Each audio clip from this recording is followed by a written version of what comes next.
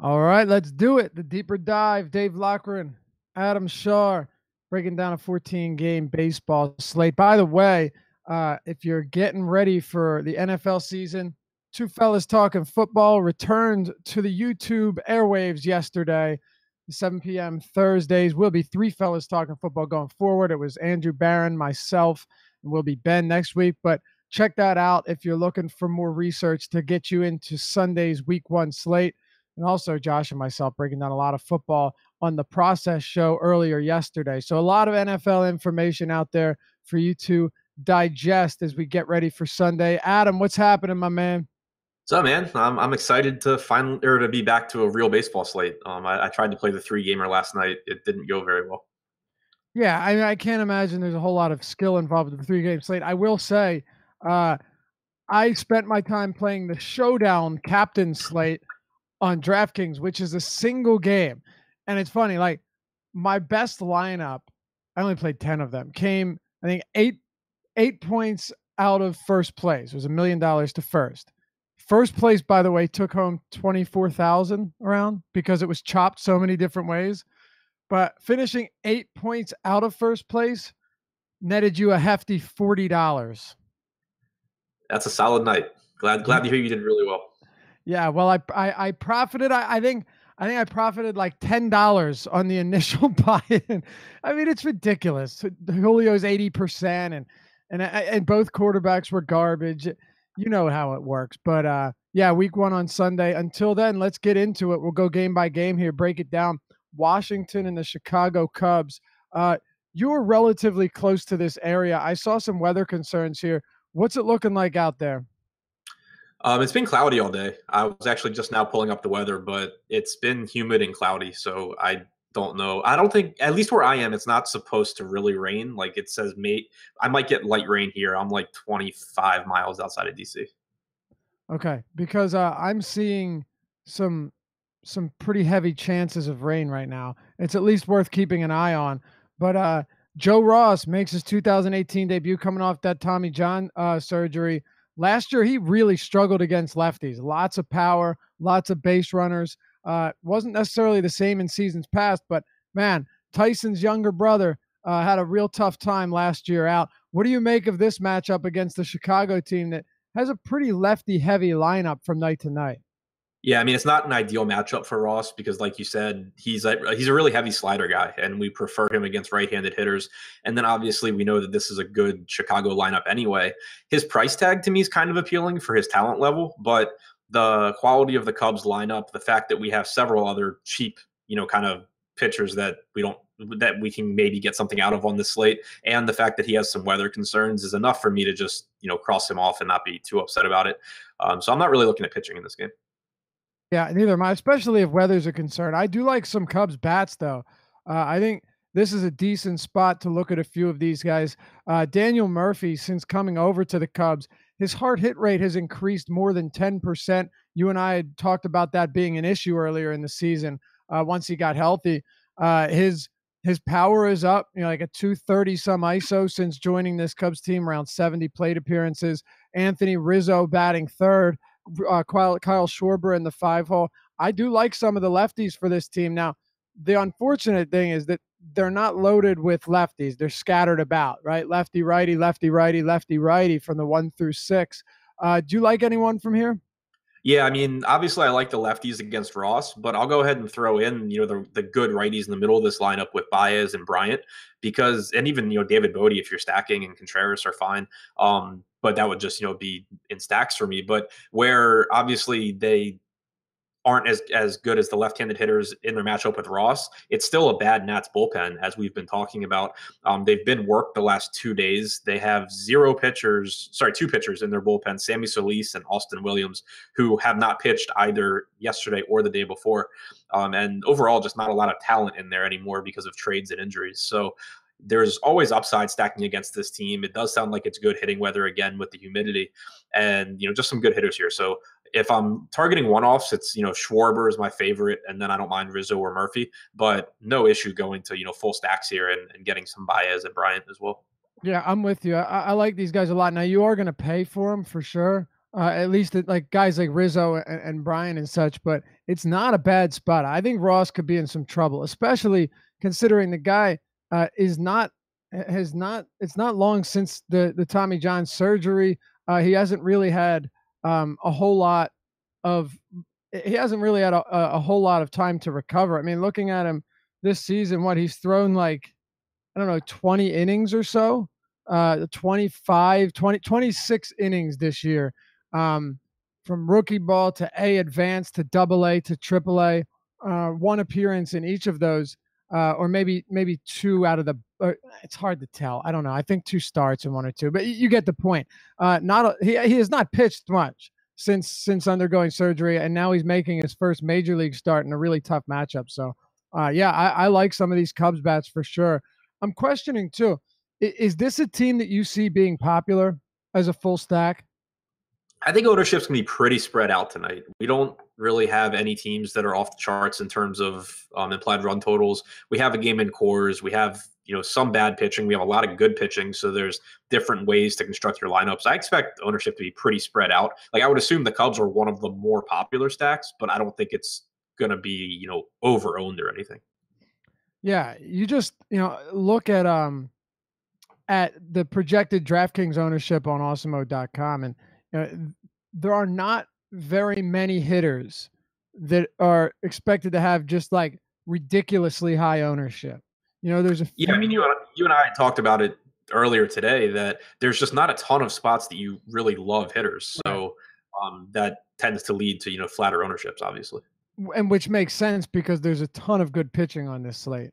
Yeah. Do you have interest in somebody like Rendon batting cleanup against Lester? We know how potent he is against lefties. Lester's not nearly as bad at holding runners as he used to be, and Turner strode against lefties, but I guess you could throw him into the mix. Any interest in Nationals bats? Come on, man. They're facing John Lester. I have interest. I know, and I know he's probably your least favorite pitcher in baseball, so let us have it. Yeah, I have interest in the Nats here, as well. Anthony Rendon, I think, is a really good play. He hits lefties really well, like you said. Ryan Zimmerman, when he's been healthy this year, has hit really well. But then also, John Lester hasn't even been able to really get out lefties this year. He's allowed over a 200 expected ISO to lefties. Harper and Soto both hit left-handed pitching perfectly fine. Trey Turner, Lester, like you said, he's better at holding runners, but it's not like he's not allowing any stolen bases anymore. Turner will still run. So I mean, I still have interest in the Nats here as well. So do I. I am disappointed in the lineup, but I know I wanted Victor Robles and or Michael A. Taylor in there, but I still like Taylor. I mean, it's amazing the amount of speed he has just fallen into this year. Like the guy, 24 stolen bases. I mean, he's always someone that would run, but not like this. I mean, you've just seen an entirely new on the base paths, but it's not the case. I like the Cubs more, but definitely on board with some of these Washington bats. And as you mentioned, Lester against lefties has not been that great. Rendon is still just so good with the platoon advantage, though, that he's someone else at a relatively deep third base position that I'm willing to target. Let's transfer over to Pittsburgh and Miami. Curious to see where you're at on Mr. Chris Archer down at 7,300 on DraftKings, one of the lowest salaries we've seen on him all year, 7,400 on FanDuel. Clearly has been a disappointment this season. There's really no question, but he still strikes righties out at a high clip. And you have what, 7 righties in the lineup today? Your only lefties are Rafael Ortega and Magneuris Sierra. Like, it is a spot where Archer should do well. He's just disappointed so frequently. Yeah, but I'm just not really taking that into account. I mean, it's a lineup that has 7 right-handed hitters in it, including the pitcher spot. And as much as he struggled this year, still a 318 WOBA allowed the righties, over a 26% strikeout rate, 6.5% walk rate. It's a good salary. His salary matches that production, which is right. Good. Yeah, and that's really the thing for me. It's kind of like we had talked about with Robbie Ray before. When Robbie Ray was in like the $7,300 price range, it was really hard to fade him even at high ownership because he was completely capable of just breaking the slate, and there's a ton of risk in not having him. When he got more expensive, the risk goes down because obviously he needs to have a really, really good game. Archer's at the obviously the low end of that, and even if Archer struggles here, it's really easy for him to get like 14 or 16 DraftKings points and be perfectly fine. And then there's obviously a reasonable chance against this Miami team that he actually goes out and gets like 25 to 30 points. So I'm fine being overweight on Archer here. I expect that he will be one of, if not my highest owned pitchers on DraftKings. And one of, if not the highest owned pitcher on DraftKings. Yeah, yeah, Not just you, but in general. yeah. I'm seeing, Like I'm planning on going probably around 35 to 40% Archer. which will still be overweight, in terms Right. of the field. I think we have him at 26% Uh, right I'm now. expect. I wouldn't be surprised if he ends up getting up to like 35. 35. Yeah, it's possible. On DraftKings, he's showing 26% highest owned pitcher. On FanDuel, obviously a little bit different here because he's such a good second pitcher option on DraftKings. He's the fourth highest projected at 10% ownership. Are you willing to use him as your solo pitcher on FanDuel? I hadn't made lineups over there. I think the price tag's still appealing at 7,400. Obviously, there's a ton of opportunity cost at the position, so I guess really would depend on what my lineup looks like. But I don't love expensive bats on this slate, so I would lean toward finding the money for someone like Blake Snell. All right. Yeah, I think so too. We'll get to Snell in a moment. Just an outstanding spot that he's in. But I think you're right, Archer. The biggest thing with Archer this season is that for the most part, his salary had been too high. Like you don't want to pay 9,500 for Archer like he was against Baltimore. And I took the bait, Adam. I took the bait, and he ended up sucking. But at the same time, now you're down at 7,300. You're priced along the likes of Austin Gomber, Chase Anderson, Steven Matz, these guys. And I think that makes him that much more appealing.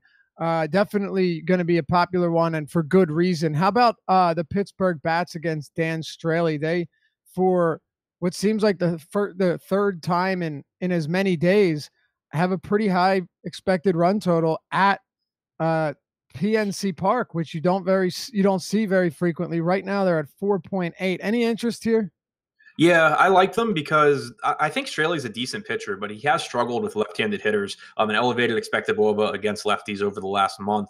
But even more so than that, you have a bad Miami bullpen, and you have really attractive price tags on a lot of these Pittsburgh bats. Corey Dickerson and Francisco Cervelli, who obviously is most valuable on DraftKings where you need a catcher, are really reasonably priced. Josh Bell and Colin Moran are cheap. Kevin Kramer doesn't project as a particularly good hitter, but he's second base eligible, hitting second. And then, Marte and Polanco even are under 5K. So I think the price tags are really reasonable, and that makes me lean towards going ahead and attacking Straley here. Yeah, I think so too. The only thing is that I'm not super excited about is not the greatest base stealing matchup. Yeah. JT Realmuto is pretty solid. Dan Straley kind of, I would say, average. But in terms of a battery, it's a little bit difficult. And guys like Marte, I'm not huge on for that reason. But I do like Cervelli, Dickerson. What do you make of Kevin Kramer here batting second? I'd like to not really use him as a one-off because I do expect that he'll be a popular value option that people use to help fill out their lineups. And I don't think he has, that kind of upside. Like he doesn't project as an above average hitter, and he doesn't have a lot of power. But if you're stacking the Pirates, then by all means, use the cheap second base option. Yeah, I agree. How about Toronto and Cleveland? Carlos Carrasco, Marco Estrada. I'll tell you right now, one of my favorite hitters on the slate comes from this game, Adam. His name's Edwin Encarnacion. I think it's a very good spot against Marco Estrada, but also an interesting game if you look at a guy like Carlos Carrasco, who is priced up there along the likes of some of the most popular, or should be the most popular pitchers here. But I'd say that it's only reasonable to assume that Carrasco is not one of the most popular pitchers, seeing ownership projected around 12%, not that high when compared to Archer and even Paxton and Snell. Start wherever you want on this game. I think there's a lot to talk about. Yeah, so I'm with you on Encarnacion. When I went through each game, he was actually like the only hitter on the slate that I like really circled as someone that I absolutely love, even outside of stacks. So I'm very much on board with him. Obviously, going to the good lefties 1 through 5 is nice. You get value in Brandon Guyer, who obviously is less of a pinch hit risk when he's starting against a right-handed pitcher, so that's nice at least. It's a nice Cleveland lineup today. It's a good spot against Estrada, good park for hitters, and Estrada's just been struggling to get swings and misses lately. He's always boom or bust, but you have to keep in mind that he's been dealing with a sore back. He basically said that he's pitching through it, not that it went away before his last start, and then he went out and was absolutely awful. So I'm not convinced he's fully healthy, which makes me like these Cleveland bats even more. So, I like them a lot. I love Encarnacion as a one-off. On the other side, I like Carrasco, and my problem is just that there's so many good pitchers on the slate, and he's relatively expensive compared to most of them. He's only less expensive than Blake Snell against the Orioles and Aaron Nola against the Mets, more expensive than everyone else. So it makes it hard to get to him. You said he's projected at about 12%, and on my initial crunch, that's where he came in for me, is right around 12% too. So I like him, nothing wrong, with him, but I just find myself saving money at the position a little bit more than rostering him. Yeah, and not to mention there are other pitchers with similar ceilings that are cheaper than him. Yeah, But exactly. not really bad plays, just cheaper and will also not have a lot of ownership. But I like Carrasco. He's definitely been excellent on the road this season. Very, very good on the road this year. Strikeout rates right up around 29-30%. It's not the easiest matchup. Like it's not the greatest matchup, but I do think looking at this Blue Jays lineup, it could be a whole lot worse for Carrasco as well. Yeah, it's not a lineup I'm overly scared of. I mean, Rowdy Tellez batting fifth. I know he had three His name doubles is yesterday. Rowdy. What'd you say? I said his name is Rowdy. Yeah, he had three Incredible. doubles yesterday, but not someone that projects as an above average hitter. He's not overly scary. You don't have Kendrys Morales in the lineup, which is nice. It's certainly not a bad spot for Carrasco. Have you ever seen Rowdy Tellez's home headshot? I watched the game yesterday. I didn't see his headshot. Just click on his head. Just click on his headshot on DraftKings. Just do this No, for me. Just do it. The size of his head, and it's so round. Just pull this up. It's going to take like 2 minutes for my computer to do that, right? Oh, you're killing me, man. Wait. I'll know when you find it. It's amazing. I mean, this guy has a basketball shaped head. Rowdy just fits him so well. But yeah, I think honestly not a spot that I'm really all that concerned about when it comes to Carrasco. Anything else for you in this game between the Indians and Blue Jays, or do you want to move on? No, that's it from that game. Is that still loading? Yeah. How are you even streaming right now? I don't know. It's probably going to freeze it because you made me look up this guy's picture. If that's the case, we got some work to do. Just chiming in here, guys. He looks like a bearded bowling ball with a hat on his head. Yes, exactly.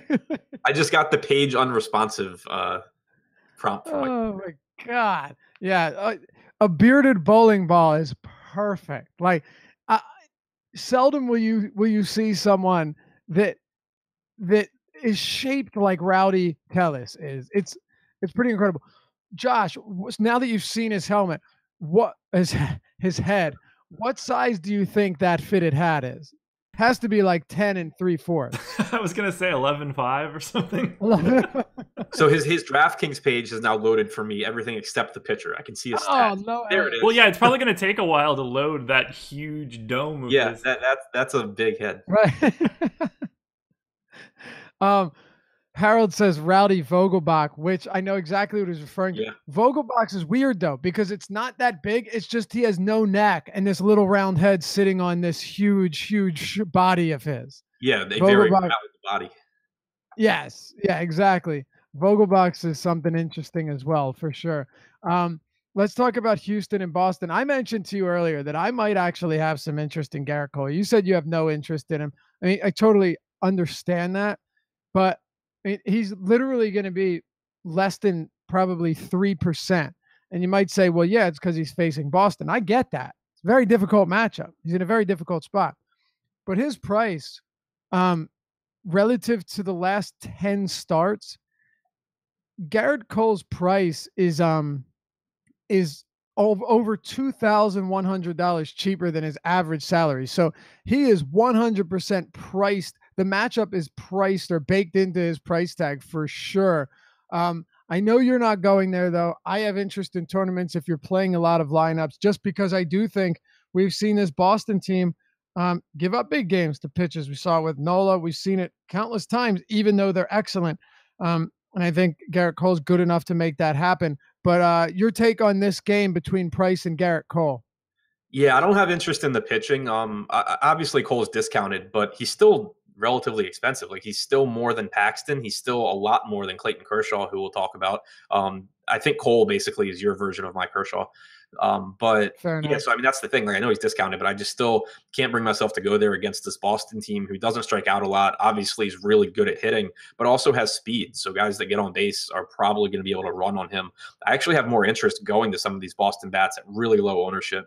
Obviously, they're not going to be popular at expensive price tags in a tough matchup, but they're at home and they're just such good hitters that they always have upside. I love playing them basically anytime that they're going to be low owned. So I will have some Boston stacks tonight, even though I respect Cole. And then on the other side, Houston's actually one of my favorite stacks because David Price, obviously is not a bad pitcher, but it's just not a high strikeout guy in Price. It's a nice park shift for the Houston righties. They're running out a really nice lineup here with 6 righties at the top. None of them strike out basically at all. So I just think it's a nice spot for Houston, another team that possesses a ton of upside and probably won't garner much ownership tonight. Yeah, so it's interesting. I look at it as super low Cole ownership does have the upside. You look at it as super low Red Sox ownership could have the upside. Yeah. And what's interesting is, Garrett Cole is still expensive, but he's definitely a lot cheaper than normal. And the Boston bats are still expensive. Their prices are down a little bit too, particularly guys like Benintendi, even though Cole has a 41% K rate against lefties. But they're also expensive. So we pretty much, it's odd. We have similar views of the game, just targeting different sides of it, if that makes sense. Yeah, I mean, there's a ton of talent in this game. There's a ton of upside to be had, and people aren't going to attack it. So I think that in some way, being overweight on somewhere in this game is definitely a good tournament strategy, just based on the amount of talent on the field. Exactly. It just and here's the thing though, when you're getting guys like very low ownership like this, you're playing them solely based on talent. Entirely based on talent. Unless there's something that you've unearthed in the matchup that you think really gives them an edge. Generally speaking, Adam, it's because they're very good and they're going to be very low owned, and they're too good to be that low owned, even though they have a tough matchup. Which again, going back to Nola against Boston last month, was something you and I discussed at length. That's really all it comes down to. So to take the Boston side or to take the Cole side is really doing the same thing and just hoping for different results. So yeah. Right. And when they're really low owned, it makes it so you don't have to be taking a huge part of, you don't have to be exposing like yourself to a huge amount of these guys to still be significantly overweight. If I have Houston stacks in 10% of my lineups tonight, I'm still going to have a much higher percentage of Houston stacks than the field does. Yeah. I like Houston a little bit though. I mean, they just have so much power. Tyler White, Bregman, a few bats I like in this lineup quite a bit. Is Houston a stack or nothing for you though? No, I mean, there's still power upside. I think Altuve is too cheap at 4,400 in particular. He's probably the one guy that I would imagine I end up with the most of from Houston. I like Bregman and White. I have in that first run through, I have 22% Altuve, which is much more than anyone else on Houston. All right. Yeah.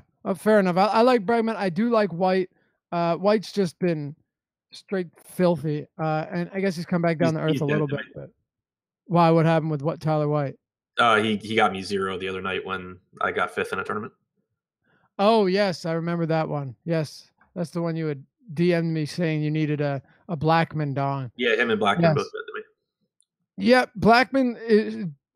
I play him all the time, but I feel like he's been dead to me forever, and I just run him out there because I have to. Yeah.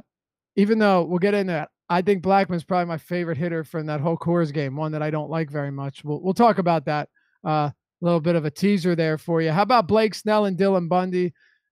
Blake Snell facing a Baltimore team, Adam. That I mean, how much time do you have when you're talking about how bad they are? Right, they're active roster, dead last in WOBA.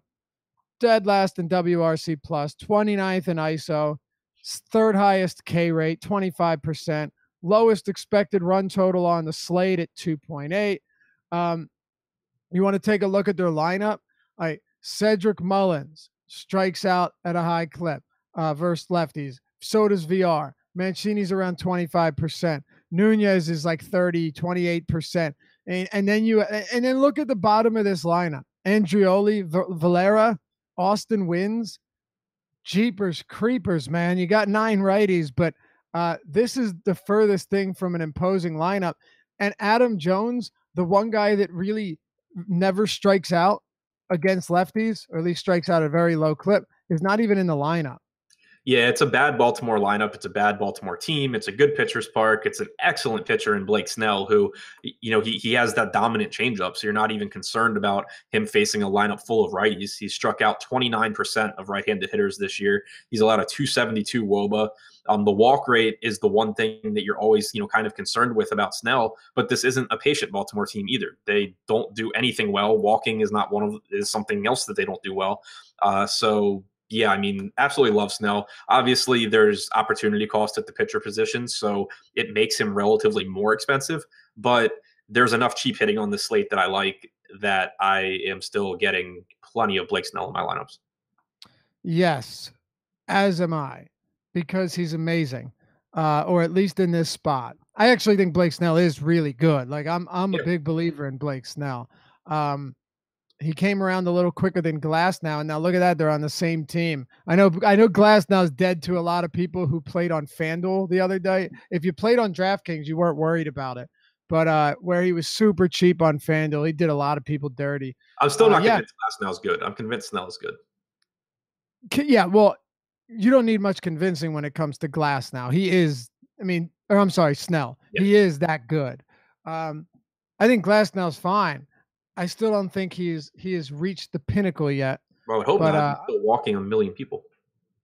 Well, what I'm saying is that I don't think this is as good as he can get, which means right. I think he is going to be good. Okay. Yeah. The only thing, Snell is unhittable against lefties, but even righties, 272 WOBA, like 29% strikeouts. Those are still very good numbers. So, yeah, I'm big on Snell today. And you know what I found interesting too is you look at our ownership projections, and I'm not sure I'm with this. I'm not sure I align with this.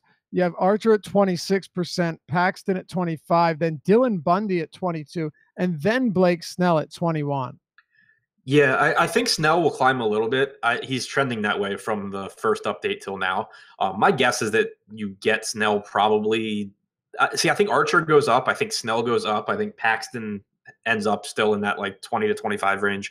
So I'm guessing Snell will end up around like 25, 30%, but I'm still going like probably closer to 35.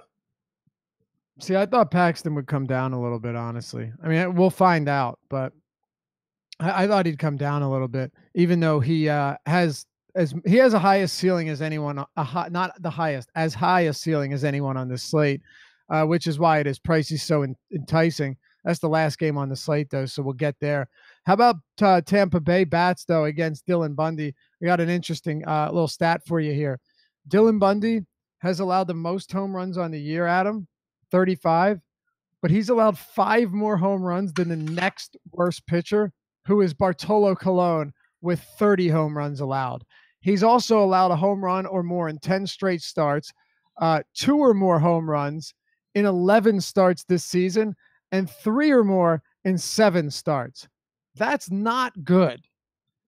No, not at all. And I don't really know what to make of him because obviously he has talent. He has upside. He's been trending in the right direction as far as swinging strikes and O-swing percentage goes. They were talking in his last start about him making some mechanical adjustments and working on, getting the ball out a little bit further in front of him when he releases it.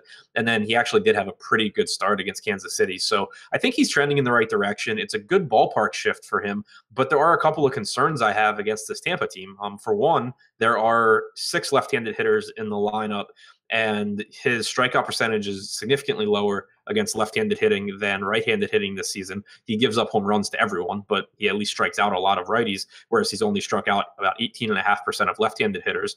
Out of the righties, there is Tommy Pham, who's actually a good hitter in there, but also there's some speed in this lineup. With Malik Smith at the top, Pham can run, Kiermaier can run, Adames can run, and Bundy has not been good at all holding runners this year. So I don't have an issue with him. I mean, it's a $6,500 price tag. He clearly has upside, but kind of like whereas we had talked with Archer about it being an ideal spot in terms of a team that doesn't have a lot of power and they're running out a bunch of righties.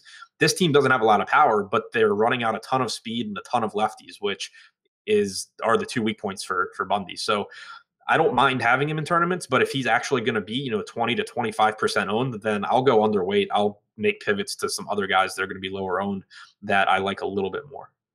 I was really hoping you would mention that, the speed factor here. The Rays have the second highest, according to Fangraphs, the second highest speed rating in the league. They've stolen the third most bases in baseball. Dylan Bundy has not been good at holding runners. I mean, he has just not been good. Now, Caleb Joseph isn't one of the worst, but you have Austin Wynns today. What do you know about Wynns in terms of throwing runners out? I haven't looked at his numbers, but anecdotally, just from watching Orioles games, they've commented on him being good at it. But I take things that announcers say with a grain of salt. So I'm pulling up his Fangraphs page now, but not to mention stolen bases have more to do with the pitcher than the catcher anyway. And Dylan Bundy has not been good in that respect. So I think Wynn's actually been good with the Orioles. He has thrown out 17 attempts. He's thrown out 6. So he's thrown out 6 out of 17. At AAA, he threw out 7 out of 24 or 7 out of 31.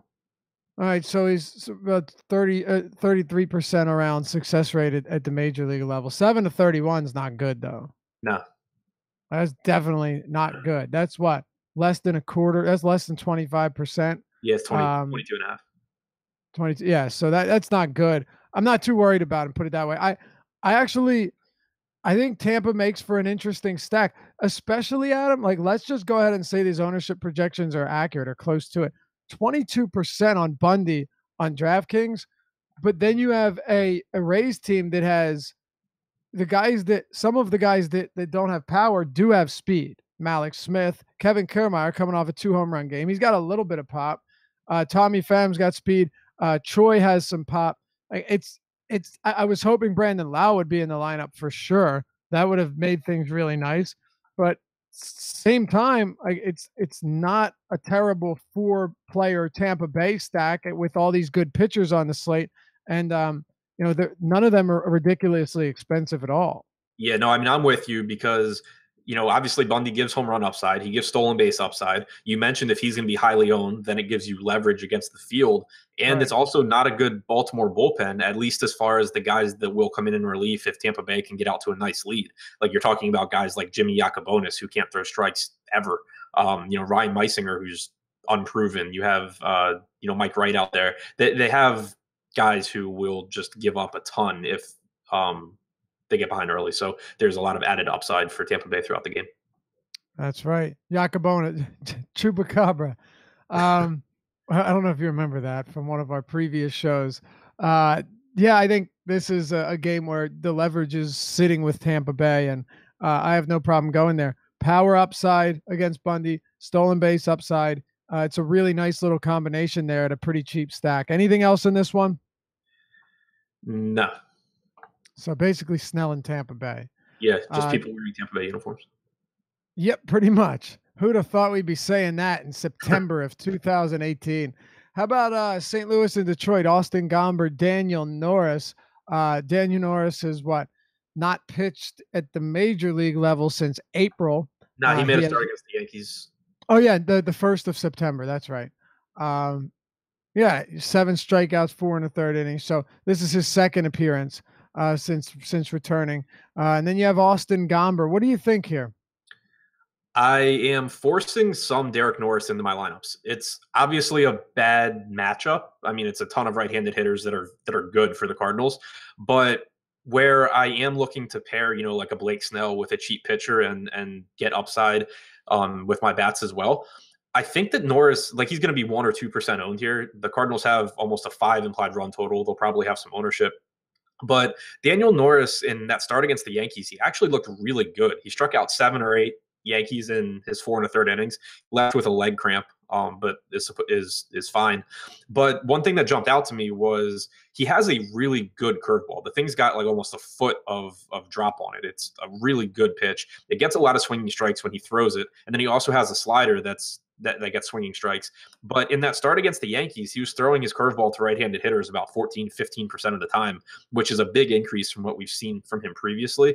If he continues to do that and he's throwing a combination of his curveball and his slider close to 45% of the time, you're getting into the pitch mix that we've seen, a lot of these pitchers that have good breaking balls use that suddenly start racking up strikeouts. And at a $5,000 price tag, I don't need, and 1 or 2% ownership, I don't need to have a ton of Daniel Norris to be significantly overweight. And he's just a guy that if he has made improvements like that, I want to be the first one to the party to be rostering him. And it's also possible, I think, that maybe the increase in curveball usage is real, because if you remember, Detroit fired their pitching coach like a month ago, so when he was on the disabled list. So basically his first start back working with a new pitching coach, he's suddenly throwing what is a very good curveball like 15% of the time instead of like 5% of the time. All right, so how much Danny Norris for you today? I'll probably end up like 10-ish%. All right, yeah, I think that sounds about right. Now, what about the other side? Austin Gomber, he's been good, and I think to some extent I didn't expect this entirely, but he has an expected ISO that's 90 points higher than his actual ISO allowed to righties, an expected WOBA that's up around 360. I don't think Gomber is as good against righties as it may look this season, or up until this point. I think there are going to be times where Gomber comes back down to earth. What do you think of Austin Gomber? I don't think he's that good either. We had talked about him when he came up as he was like 4,800 his first start, and he was better than that price tag. But I don't think that there's really excess value for him now that he's up to a $7,000 price tag, especially on a slate like this where he's virtually the same price as Chris Archer. He's similarly priced to guys like Matz. He's more expensive than Bundy. He's more expensive than Felix Pena, who we'll talk about. And I think he just has a lot of room to regress. His expected WOBA and expected ISO allowed are higher than his WOBA and his ISO. His xFIP's higher than his ERA. There's just nothing that really points to him being a dominant pitcher, from what he's done in the majors, from anything he's done in the minors. It's obviously a decent matchup against Detroit, but I just don't see myself going here. I'd rather go to Nick Castellanos. I like a lot as an outfield play. James McCann at 2,800 batting sixth is a really strong catcher option, I think. I'd rather go to those guys than go to Gomber. So do I. Actually have a little interest in the right-handers for Detroit. Candelario, Castellanos hits lefties really well. I just think Gomber's going to come back down to earth soon enough. And look, maybe it won't be the Tigers that do him in, but it's not the worst lineup. And yeah, I have some interesting guys like Castellanos. This is a team that is actually hitting well right now. Believe it or not, even someone like Ronnie Rodriguez as a cheap guy down there at 3,200 on DraftKings, if you're not paying up at the position, shortstop, isn't crazy. Again, I just think the Gomber is due for some regression, Adam, and that's kind of where my reasoning lies here. Yeah, I mean, to be more specific, I just pulled the numbers up. Against right-handed hitters this year, he's thrown 574 pitches in the major leagues. He's allowed a 291 WOBA and a 123 ISO, but his expected WOBA is 356 and his expected ISO is 208. So it's not like he's even in the same ballpark. No, that's what I mentioned at the top of this game. It's almost 90 points higher. His expected ISO is 90 points almost higher than his actual ISO. There's regression that's going to set in relatively quickly. So as you mentioned with Norris, you want to be there first. I don't mind getting there on the Gomber implosion train before it happens either, or as it happens. But I think that's pretty much where I stand on this game. Do we have anything else? I'll just add that even though I like Norris, I am playing both sides. Detroit doesn't have a good bullpen. It is a good park for hitters. It's a talented Cardinals lineup, so I'll have some card stacks too. But just wanted to mention that I like Norris. I like Norris's potential at least. All right. By the way, Harold Booker in our YouTube chat, feel free to hit us with questions or chat with us and anyone else on Twitch, YouTube, you know it. Mentioned that Michael Kopech has a UCL tear. Tommy John recommendation. Expected to be ready for spring training in 2020, Adam. I don't know if that's I haven't seen have you seen the reports on that? I hadn't, and I assume my Twitter would have been getting a lot of messages, but Lighting up, right? Yeah, I'll certainly keep an eye out for that. Let me know if you see anything because here it is. Yep, Enosaurus, and he's very trustworthy. Just quote retweeted Scott Merkin, who is the White Sox beat writer. Yep, verified. Not that that means dick anymore, but he has a UCL tear recommendation. Tommy John. Wow, man, that sucks. Whew. That is just brutal. All right. Well, I mean, he's not on the slate, but that'll do it to you. Anyway, why don't we talk about Philly and the Mets? Because I think this is a very much boom or bust spot for Steven Matz. And here's why I say this. Number one, really pissed off at him that Kepler is the manager for the Phillies, because I just think he's a dummy. And I don't know why Quinn Snyder is not leading off, or why Quinn Snyder is the coach of the Utah Jazz, by the way. Why Roman Quinn isn't leading off for the Phillies. Like, you have Carlos Santana leading off, Rhys Hoskins batting second, Aaron Altair batting third, playing center field. What is this lineup? Steven Matz allows a ton of power to righties, even more at home. He allows a ton of stolen bases. He's allowed 21 swipes on the season. He's caught, him and whatever battery that is with him has caught 2 runners. You have Plawecki healthy and behind the plate today. Like, horrible battery. And you don't have Roman Quinn, one of your best, maybe the best speed guy in this lineup, leading off for the Phillies against the lefty. Can you explain this to me? Gabe Kepler is an idiot. This is actually the first time I'd seen the Philadelphia lineup, so I already had maybe a hot take on Matz, but now I think it's even stronger. I was going to say that, we talked about Archer, and I do really like him, but that if there was one guy that I decided to maybe flip the projected ownership and go, 10 to 15% Archer and 35% someone else, Matz would be that guy in the price range. I think, I liked him even assuming that you were going to have Roman Quinn and Wilson Ramos in this lineup. But without them, it's just an even better spot for him. Rhys Hoskins and even Altair, they're still right-handed power here. But Matz has actually been good lately. He's made 4 starts since coming back from the disabled list. And in the first start back, I was a little bit concerned. It was a start against this Philadelphia team, and he didn't throw a single slider, which is always a big thing for me when looking at Matz, because he's dealt with so many elbow injuries in the past, and we've seen entire stretches of games where he just refuses to throw his slider, whether it's fear of injury or whatever. He didn't throw it at all in that first start back, and it was kind of concerning. But in the 3 starts since then, he's faced the Giants twice and he's faced the Nationals.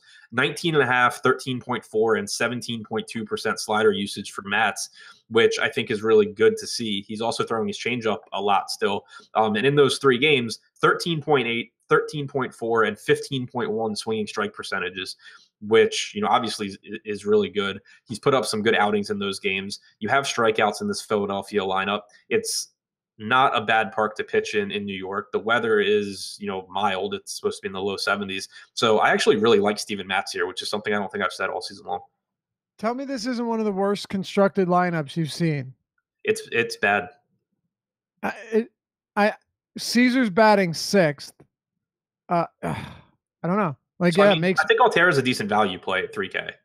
No. He is. I don't know why he's starting at center field when you have Roman Quinn. That's all I'm saying. There's no reason Roman Quinn's not in this lineup. No. But I think it's a Jose Bautista is playing somewhere in the field. Yeah. Over Roman Quinn. Right. In an elite base stealing matchup. I thought this could be a boom or bust spot for Matz. But now I'm liking Matz more and more. I am. I think you have some tournament appeal, though, for some of these righty power bats, because he will struggle at times. particularly guys that have power and can steal bases, but there aren't that many of them in this lineup. So, I'm with you. If I had to side with one side of this, I'm going with Steven Matz, and not having Roman Quinn in the lineup is not just stupid on Kepler's part, but it helps Steven Matz a lot, especially because Matz is somebody that is not he's no stranger to issuing walks either.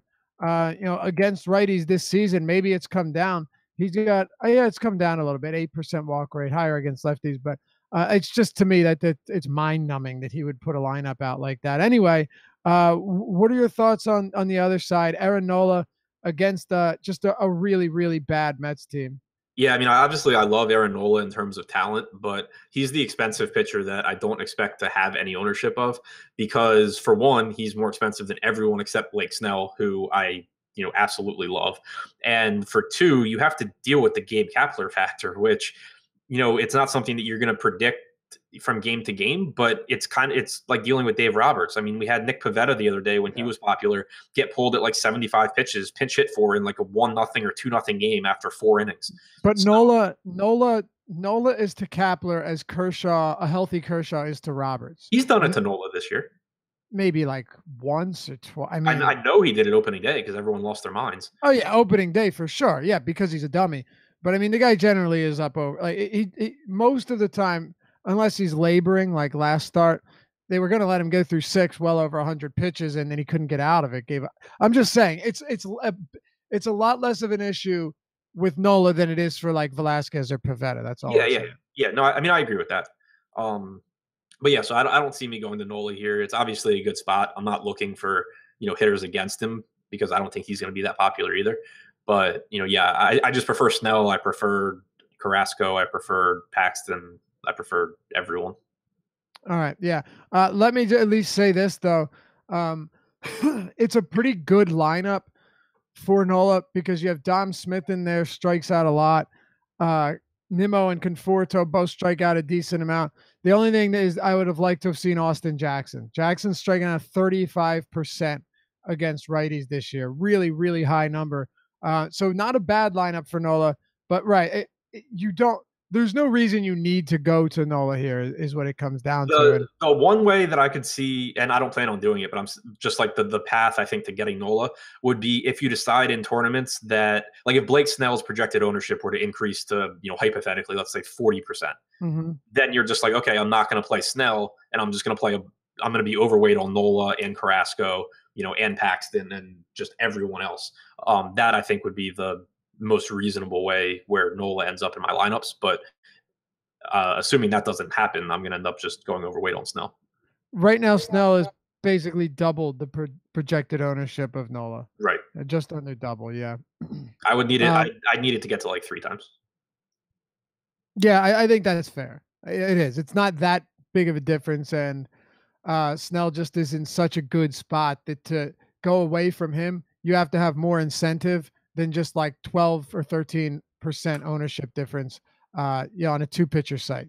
So I'm with you there. How about the Angels and the White Sox? Felix Pena, Carlos Rodon. We've talked a lot about these guys this year. The one time I really like to roster Pena is when he's facing a righty heavy lineup. But you do have 4 lefties in the top 5 spots of this White Sox lineup. I'm not saying they're all elite bats, but it might cause a little bit of problems here. I just wish we had a friendlier lineup for a guy that has been very good against righties and very below average against lefties. That's Felix Pena. Yeah, it's really similar to the Dylan Bundy spot for me. If Pena were expected to be low owned, I would have interest just because he has upside and the White Sox are capable of striking out.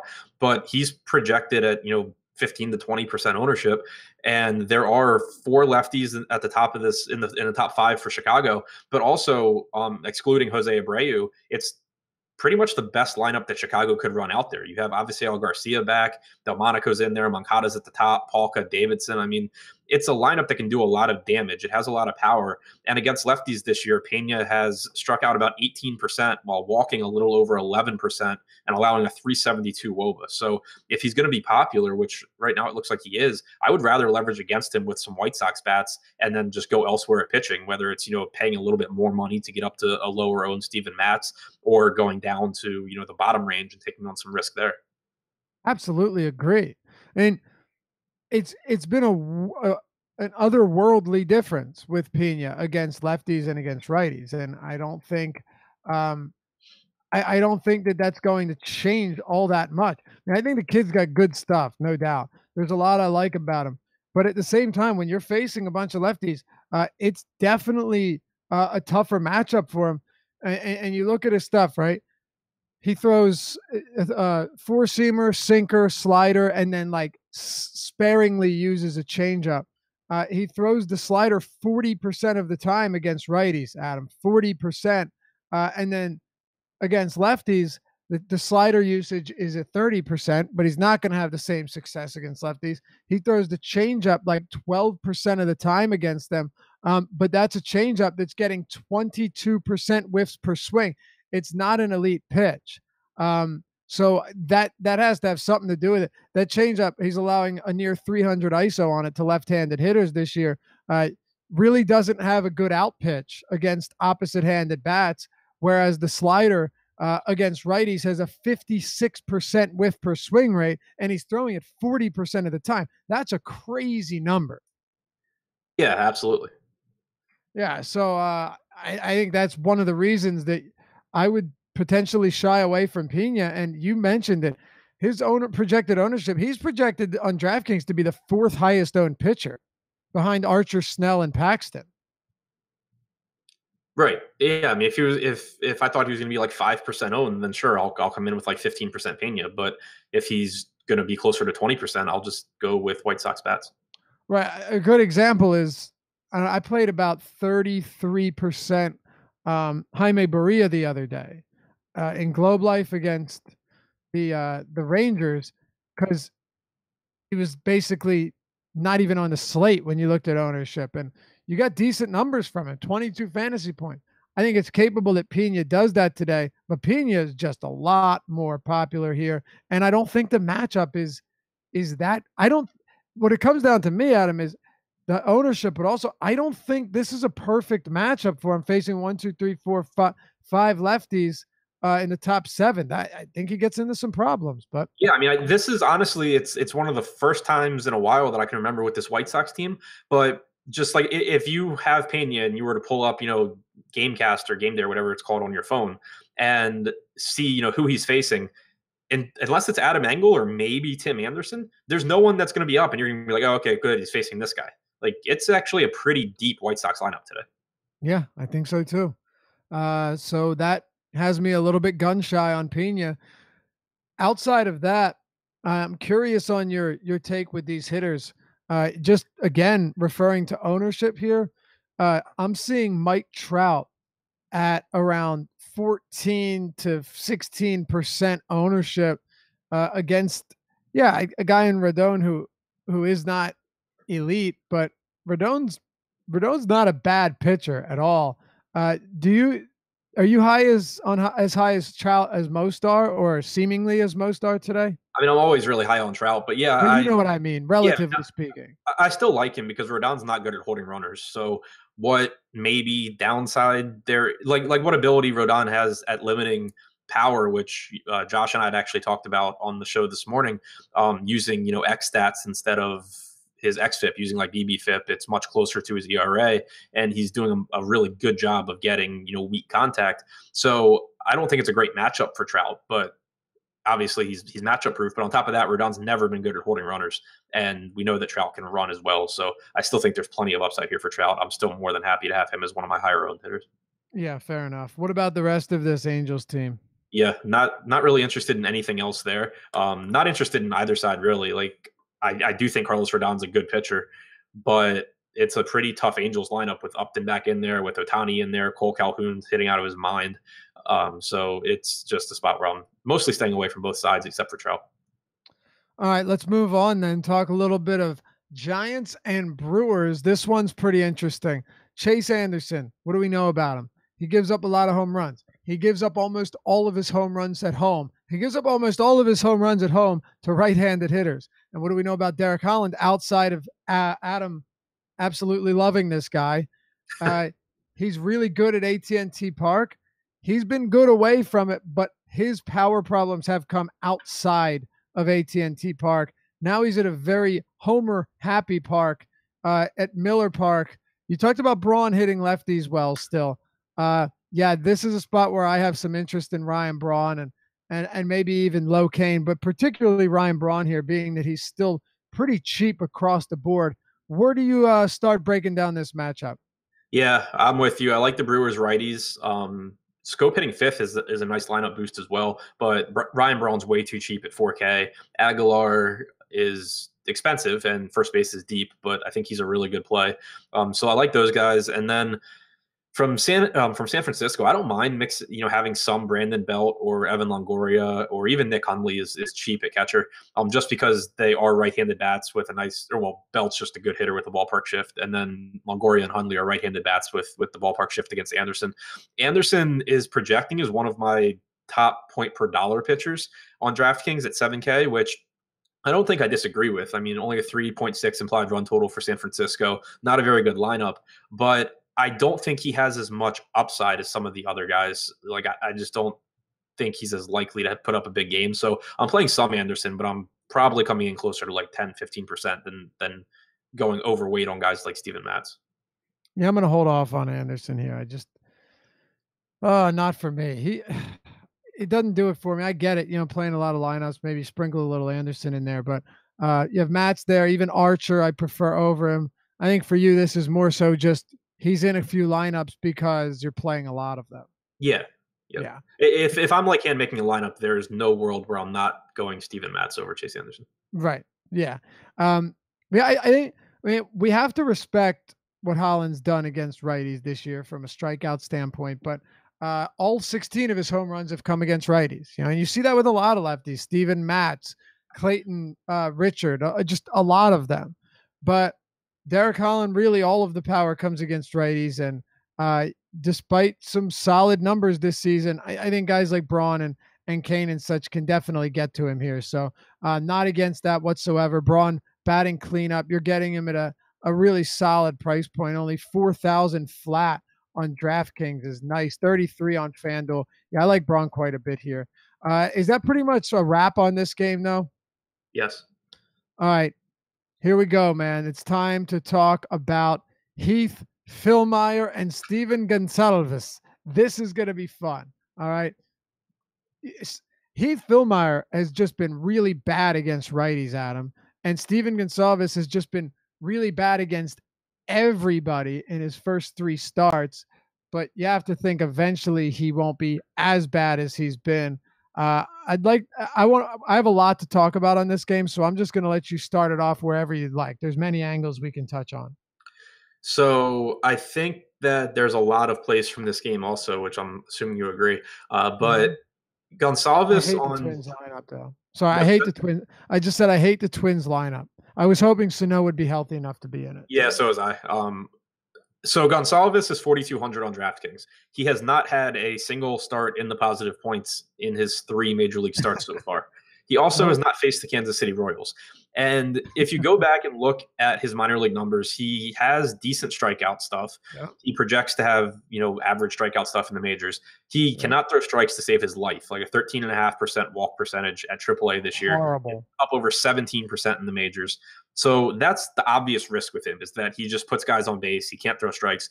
But that's not something that's necessarily going to happen every single start. And if you are going to roster him, it should be A, when he's really cheap like he is today, and B, at low ownership like he's projected for today, and C, against a team like Kansas City that does not walk a lot. Second lowest walk rate in the league against righties. Yeah, a lot of impatient hitters in this lineup. So those things are all working for him. It makes it so if I can get 10 to 15% and be overweight on him, then I'm happy doing that. I don't mind going to guys like Whit Merrifield or Salvador Perez on the other side, but I will have probably 10 to 15% Gonsalves in my lineups. I get it. There's one I like a little bit more. We'll get to him briefly, but let me play a little trivia with you. What do you think his first pitch strike rate is? 42. 46. Here's a better one. What do you think his O swing rate is? Considering how often he's behind in counts, probably like 12. 19%. That's so bad. That is, oh, and the worst part is he has 77% outside contact through his first few starts. Like, it's been rough, but like you said, Royals have the second lowest walk rate against righties in baseball. That is his biggest weakness. There's definitely a possibility that they climb up to like the fifth highest walk rate against righties after tonight because because he just cannot hit the strike zone. But you literally said everything that I put in today's article on Gonçalves, so I won't even repeat it because I agree with everything.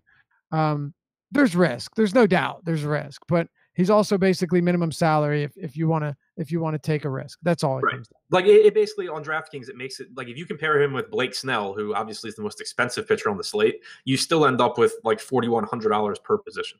Mm-hmm. Yeah, no doubt. Philmeyer, by the way, he's been really bad against righties, like not good at all. It's incredible too because he has a 296 BABIP, but a 393 WOBA or ex WOBA, 372 WOBA, 225 ISO. The numbers have not been good.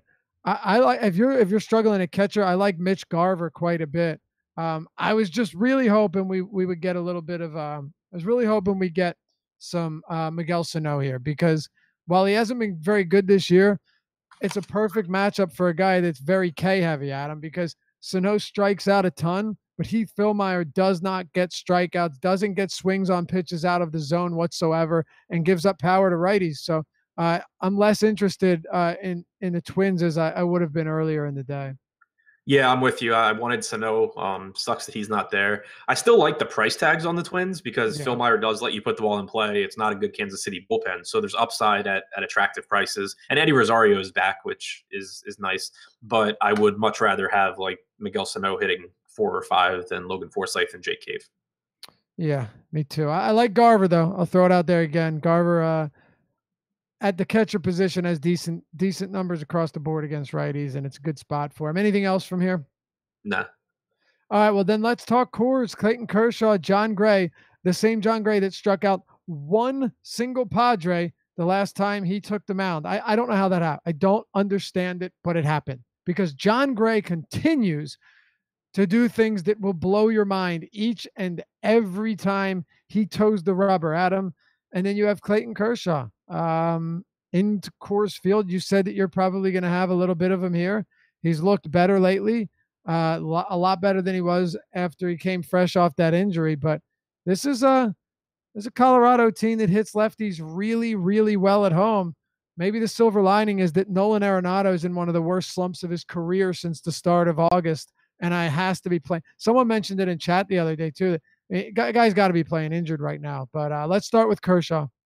Yeah, so for me with Kershaw, obviously he's pitching in Coors. It's not a good place to pitch. There is danger facing, the middle of this lineup with, even LeMahieu puts it in play, but then Arenado, Story, Holiday, Desmond. It's a tough middle of the order. But for me, $8,800 Clayton Kershaw, especially now that he's back to striking guys out. Like he didn't do it against the Diamondbacks, but over his last 5 or 6 starts, he's been very good at getting strikeouts. He's pitched well all season long in terms of run prevention, and you're getting him at $8,800. It's just way too cheap of a price tag, especially since it doesn't appear that he's getting much traction at all. He doesn't appear like he's going to be highly owned.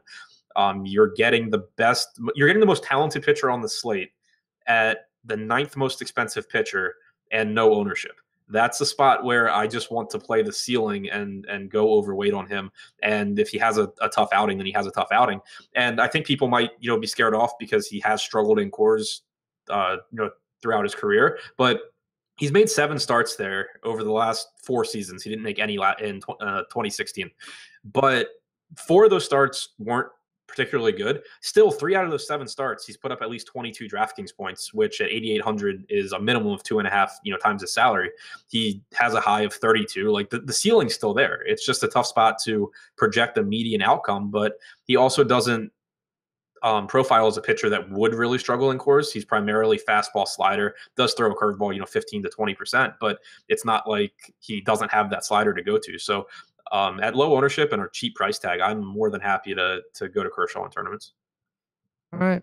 I'm probably not, but I get it. I like Blackman though. I think Blackman's interesting here. Blackman, his Story obviously hits righties or lefties just superb, ridiculously well. What, you have 3 strikeouts and 3 plate appearances against Suarez the other day. Amazing. I 3 home runs. What did I say? I think you said 3 strikeouts. Oh, okay. I'm sure, but the way I'm talking today, I probably said touchdowns. Yeah, 3 home runs in 3 plate appearances. Just ridiculous. He's so good. Story now on the year at home against lefties. Ready for this? He has a 565 WOBA, a 561 ISO, and a 248 WRC plus. Yeah, it's insane. Insane, dude.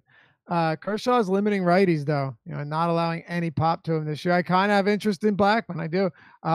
Kershaw, granted, you don't have a huge sample here, but 111 lefties faced this year, 1.63 homers per 9 to them. Granted, a lot of that was from earlier in the season. I will give you that. But hey, Blackman at home against lefties for his career, 407 WOBA, 190 ISO, 13% K rate. I'm not interested in rostering Kershaw, but I'm really not interested in the Colorado bats either. I do like Blackman though, especially being that his price tag is much lower than it would usually be at Coors for good reason. But yeah, throwing that out there. Are you looking at any hitters in this game? Anyone that you actually really like? Not really. I'm higher on the Dodgers than the Rockies just because I am somewhat concerned with John Gray. He's coming off back-to-back starts where he had sub 5% swinging strike rates. His slider usage was down to 21% in each of those 2 starts, and the velocity on his slider was down as well. So if he's going to not be effective with that pitch, he's going to struggle. It's obviously a very good Dodgers team. So they're so expensive that it's mostly stacking or fading for me, though, because I don't really like any of them as one-offs if John Gray's pitching well, and if John Gray's pitching poorly, I want as many as I can possibly get. So that's my approach, but I do have some Dodger stacks. All right.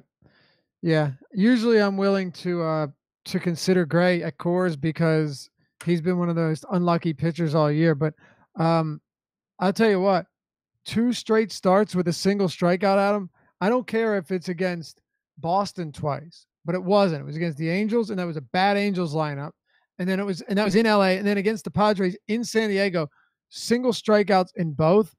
Sure, a lot of ground balls, but that's concerning. There's got to be something deeper than just him having a couple games where he doesn't get a lot of strikeouts. Yeah, I mean, the slider velocity was down to about 85 miles an hour over the last couple of starts. The slider usage was down to about 21%. Normally, he throws it up over 30%. So I'm just somewhat concerned that there's something wrong with him. So I'm going to give you something that you'll probably find interesting. He's made 26 starts this year. Had a double-digit swinging strike rate before, let's say the 24 starts before these last 2. Double-digit swinging strike rate in 22 of 24. An 8.5% swinging strike rate in the 2 that he had at single digits, under 10, right? But mostly every game fell between 13 and 16%, some around 11, 10, some around 18, all the way up to 19, right? His last 2, 4.5, 3.4. Yep. Yeah, and I just looked. So in the start against the Angels, he threw his slider 21.4%. Against the Padres, he threw it 21.6. Those are the 2 lowest usage rates on his slider in any start this season, both of them. His average for the season is 33.2%. His fastball velocity is down about a mile per hour as well. Slider velocity is down about 2 miles an hour. Every pitch is down like 2 miles an hour, other than his fastball is down 1. I'm not going there. I'm afraid something's wrong with him. Me too. I'll give you one more thing before we move on to the next game because this is wild. His contact rate over the first 24 games was 70%. Zone contact was 83% over these last 2. Contact was 97%, and zone contact was 92%. Yeah, So that's crazy. yeah, literally everything he's throwing is getting hit. Even if it's not for home runs, it's still getting hit. Okay, Atlanta and Arizona. I'll throw this to you. I don't think I have a single player from this game. I have Patrick Corbin, and that's it. You do? How much? About 15%. And I'll point this one out just because I'm actually playing it. The night slate on DraftKings, which is a 3-game slate, you're going to have Corbin and James Paxton on that slate. Paxton obviously is going to be the chalk pitcher. I will definitely be taking a stand there where I have more Corbin than Paxton. Okay. Let's do it then. Talking Texas and Oakland. Chris Bassett. You're never going to get a lot of strikeouts with this guy, but he's not the worst thing you could do at 4,500. Yeah, he's also not starting. Oh, did he get scratched? No. I mean, he's pitching, but Liam Hendricks is opening. Oh, okay, yeah, but isn't Chris Bassett? It's a bullpen game, right? Where we're expecting 5 innings? Yeah, Bassett's expected to pitch. My point was just that obviously there's a little bit more variance in how they actually use him. No, I think you're absolutely right. But he is still expected on the mound. Yeah. Hendricks is starting. Bassett's expected to come in after.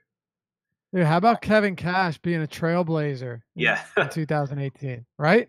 Yeah. So the last 2 times, all the time. The last 2 times Oakland's opened with Hendricks, Mangden came in after and threw like in the mid 50s in pitches, but Bassett's more stretched out, so I don't know if they'll let him go more. I think it just makes it a little bit riskier. Didn't Liam Hendricks start just 2 days ago? Yeah, he threw like an inning, and then Mangden came in. Okay, Mangden pitched on the 4th.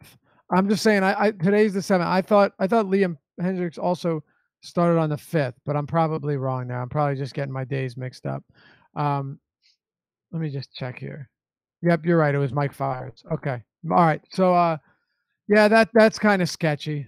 4,500, but does that take you off of him? I don't have any right now. I wouldn't talk anyone off of him still. It's just that it was enough for me to back up, because I like Daniel Norris more than most people. So I'm fine just giving my Bassett to Daniel Norris.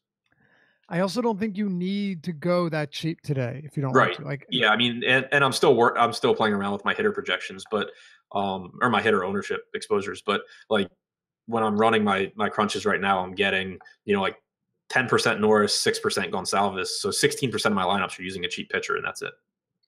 Yeah. And like Coors Field is on the slate, but it's not really Coors Field that you're used to. The highest expected run total on the slate is up around 5.2. I'm not saying that that's super low, but there aren't that many amazing spots where you feel like you have to load up. So yeah, for that reason, I don't think I'm going to do everything I can to get a cheap pitcher and a lot of expensive bats, and a lot of the best bats are facing tough pitchers. So, yeah, I don't think you need to go there. I do, however, like a couple guys on the other side. Chris Davis just crushes right-handed pitching, and you have Yovani Gallardo, Matt Chapman, Laureano leading off. I think a sneaky stack spot for the Oakland Athletics today. Any interest? Yeah, I like Oakland. Laureano's been hitting well. He's cheap leading off. Chris Davis is underpriced for the upside that he gives you. So is Matt Olson. So is Stephen Piscotty. Matt Chapman's been hitting for a ton of power. And then on top of Gallardo just being someone that, pitches to contact and can, get hit pretty hard, you have a Texas bullpen that when they get behind early brings in some very bad long relievers, whether that be Matt Moore or Eddie Butler, who both have pitched, recently, but are coming off of days off. You have Ariel Jurado in the bullpen. There's Austin Bibbins-Dirks, another guy that potentially is available after the day off. There's plenty of gas can arms in this bullpen if they can get to Gallardo early. Yeah, absolutely. And I'm not really worried about it being at O.co. A lot of these guys hit perfectly well there. Not named Jed Lowry. He's sucked at home this year. And also, there's just not a lot of hitters parks on the slate today, and B, there's not a lot of heat, like warm weather. So the fact that they're in Oakland makes it not as much of an issue. Agreed. Yeah, and I said sneaky stack. They probably won't be that sneaky, but I don't think they'll be like overwhelmingly popular either. So yeah, I mean they only have the highest implied run total on the board, and you're over here saying they're sneaky, but is it the highest? It wasn't earlier. It's tied with the Dodgers and okay. Else. It wasn't earlier. It was around like 4.9 or so. Yeah, it's up to, I see 5.2 now. Okay. Yep. So do I. I'm telling you, it wasn't even close to that early. I mean, it might have been close, like Yeah, 4.9 or I 5. think I saw it like 4.8. Yeah. So it definitely came up a bunch. There were like 5 or so teams ahead of them. But that's not the case now. So yeah, as I said, I retract that statement, but I don't think it'll be crazy high ownership on him either. People tend to love him more when they're facing lefties, even though most of these righties hit same-handed pitchers better. Let's hit the last game here. Stick around for Chris and Jake. Got that right. Chris Spags, Jake Harry coming up next. Going to take you up to lock. Hang around for that. Seattle and the New York Yankees, James Paxton. Like I said, I was a little bit surprised, but right now we're seeing him on DraftKings at least projected to have the third highest ownership, 23%. Snell's up to 24%. And then on FanDuel, you're looking at Paxton coming in at, what are we at here? Paxton 14%, the second highest projected ownership on a pitcher. So go ahead. Yeah, I like Paxton a lot. Obviously it's a tough matchup against the Yankees, but it's a good park, and I think the price tag is just more than fair. Sitting at $9,800, he is fully stretched out. He, went deep in his most recent start against Oakland after coming off the disabled list. A 20.4% swinging strike rate, 41.10 swing percentage in that start against Oakland. I just think he's a really talented pitcher, and I like him a lot because any issue that you would have facing this New York team is factored into his price tag, because talent-wise, he's just as good as Blake Snell, and you're getting a discount on him. Yep, he's just as good as anybody on this slate. He has just as much strikeout upside as anyone on this slate, and he's cheaper. Yeah. So, yes, I agree. I'm a huge, huge James Paxton truther. I believe in him, and when you take into consideration the Yankees lineup that we're expecting to see, I don't see one yet, right? You don't have one yet, do you? I don't have one. Yeah, so just against righties this year, he's got so many good pitches. The rising four seamer that he can get anyone to swing over, a knuckle curve that's filthy, and a nasty cutter as well that'll get you in on your hands. Every one of these pitches can be used and get a ton of swinging strikes. Yeah, huge, huge fan of Paxton. And in this spot, I like him. I'm surprised he's expected to be that high owned. Yeah, Anyway, go ahead.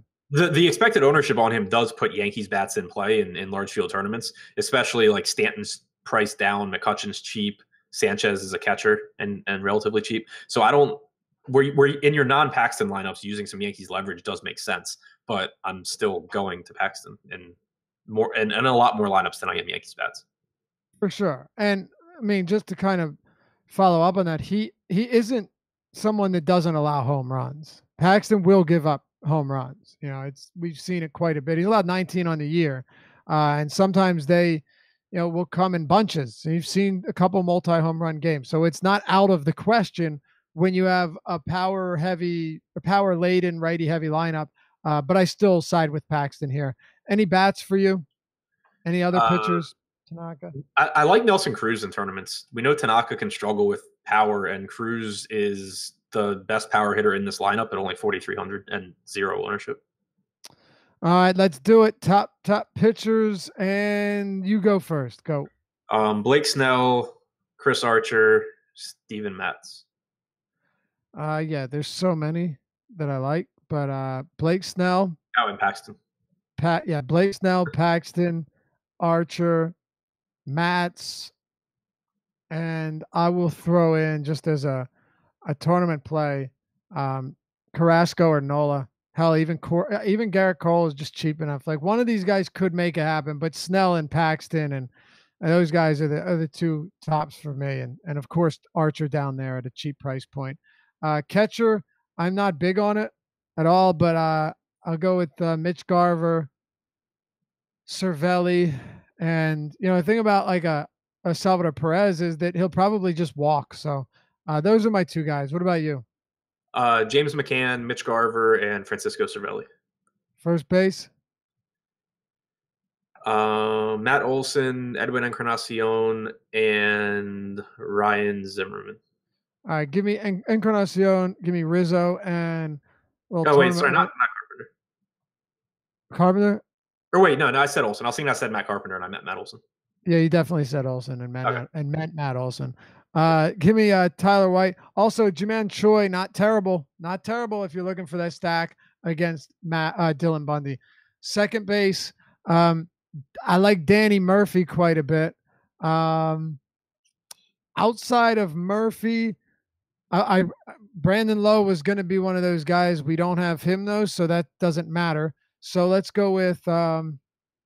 I guess maybe Whit Merrifield and Forsythe. Altuve's too cheap as well, but not a great spot. What about you? Yeah, Murphy, Altuve, and whichever of Forsythe and Kramer is lower owned, which appears like Forsythe right now. All right, give me a couple third basemen.